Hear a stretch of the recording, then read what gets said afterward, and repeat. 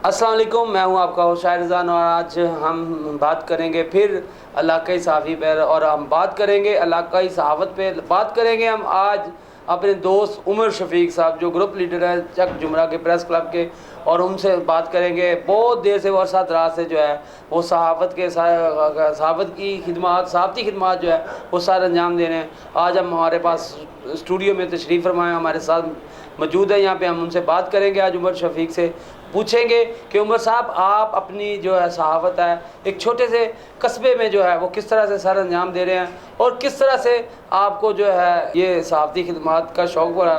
उमर साहब जी अस्सलाम वालेकुम। उमर साहब वालेकुम सलाम। उमर साहब क्या हाल है, ठीक ठाक है? अल्लाह पाक का शुक्र जी। उमर साहब बताइएगा, आप जो है एक इलाके के सहाफ़ी हैं, एक इलाके की आवाज़ बनते हैं, आप एक इलाके के लिए लिखते हैं, तो जब आप लिखते हैं तो फिर आप पे क्या क्या मुश्किलात आती हैं, किस तरह से आप उस मुश्किलात का सामना करते हैं? जो हम लिखाई करते हैं ना, हमारी कोशिश होती है कि जो गरीब लोग हैं, जो मतवसत तबका या मज़लूम है, उनकी हम आवाज़ उठाएं। लेकिन बदकिस्मती से जो उनके साथ जुल्म करते हैं, या कोई आप ये लगा लें कि वो बाअसर माफिया है, वो भारी है हमारे माशरे में, क्योंकि उनका जो किरदार है वो पुलिस और दूसरे इदारे और चदराहट से मुंसलिक है। वो काफ़ी प्रेशर डाल लेते हैं। लेकिन जो सहाफ़ी है उसका काम असल में यही है कि वो जो माशरे के मसाइल हैं उसे ठीक से उजागर करे, हक सच पे लिखे। यही एक अच्छे सहाफ़ी होने का सबूत होता है। जी। आपने कहा कि बाअसर लोग होते हैं, सियासी लोग, वहाँ के जो गाँव के लोग होते हैं वो बड़े बाअसर होते हैं, क्योंकि उन्होंने जब इलेक्शन लड़ना होता है तो उनकी बड़ी बरादरी बड़ी आप लोगों के वहाँ पे जो है डिपेंड करती है कि बरादरी के लोग जो होते हैं जब वोट डालते हैं तो अपनी बरादरी का ख़ास ख्याल रखते हैं।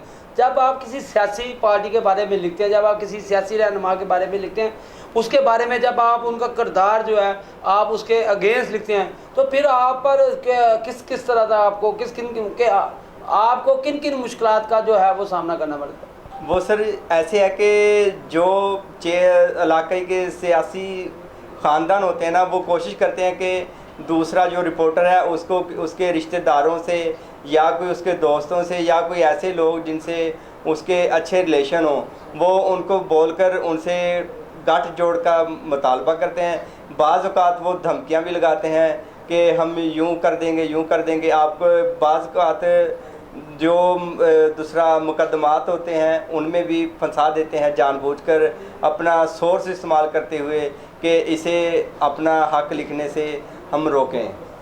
जी। अच्छा, जब आपको वो रोकते हैं तो फिर इलाकाई जो पुलिस होती है, जो इलाके की पुलिस होती है, मुतलका थाना होता है, उसका क्या किरदार होता है? वहाँ के जो एसएचओ साहब होते हैं, डीएसपी साहब होते हैं, फिर आप उनके पास जाते हैं, आप उनको बताते हैं कि सर ये जुल्म कर रहा है, हमने इस जुल्म की आवाज़ उठाई और हमें ये ब्लैकमेल कर रहा है। तो क्या जब आप थाने में एप्लीकेशन देते हैं तो फिर एसएचओ का क्या रिएक्ट होता है, डीएसपी का क्या रिएक्ट होता है?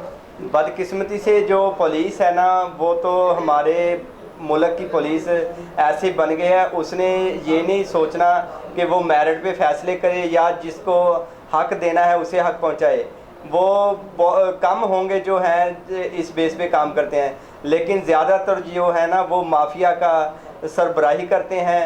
वो उन्हीं की जो करते हैं कि उनका ही साथ दें। जो बाअसर लोग होते हैं, बदमाश लोग होते हैं, मनशियात फरोश होते हैं, इनके आपस में जो होते हैं ना अपना दूसरा रिलेशनशिप और मफाद इनके आपस में वाबस्ता होते हैं, उसके लिए ये हमें तरजीह नहीं देते।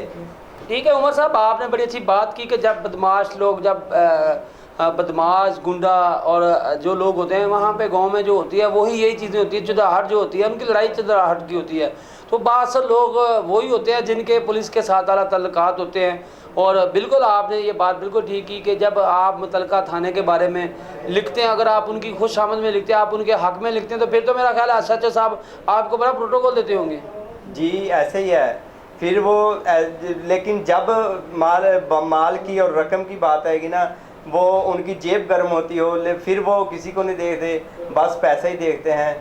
और अगर उनके हक में लिखी जाए तो फिर वो अच्छा लगता है। अगर जब को हम किसी की आवाज़ बने, मजलूम की आवाज़ बने, तो वो हमें दबाने लग जाते हैं कि आप ये ठीक नहीं कर रहे, काइंडली आप, पंजाबी में बोलता हूँ कि हाथ थोड़ा रखें। जी जी उमर साहब बहुत शुक्रिया, आपने बड़ी अच्छी बात की कि जब हम पुलिस के बारे में लिखते हैं, अच्छा लिखते हैं, तो पुलिस जो है हमें प्रोटोकॉल देती है। जब हम उनके अगेंस्ट लिखते हैं, किसी की आवाज़ बन के लिखते हैं कि आपने इनके साथ नाहक किया, आपने इनको नाइंसाफ़ी से इनके साथ किया, तो फिर पुलिस जो है वो भी आपके अगेंस्ट चली जाती है। बहरहाल इलाकाई सहाफ़ी जो होते हैं इनको बहुत सारे मसाइल का जो है वो सामना करना पड़ता है। बहुत शुक्रिया उमर साहब, आप कोई हमारे नई खबर के पेफाम से कोई ऐसा मैसेज छोड़ना चाहेंगे? जो मैं यही बताना चाहता हूँ कि इलाकाई सहाफ़ी उसे ना तनख्वाह मिलती है, बल्कि उसे रकम लेकर उसे नुमाइंदगी दी जाती है। ये काम ख़त्म होना चाहिए।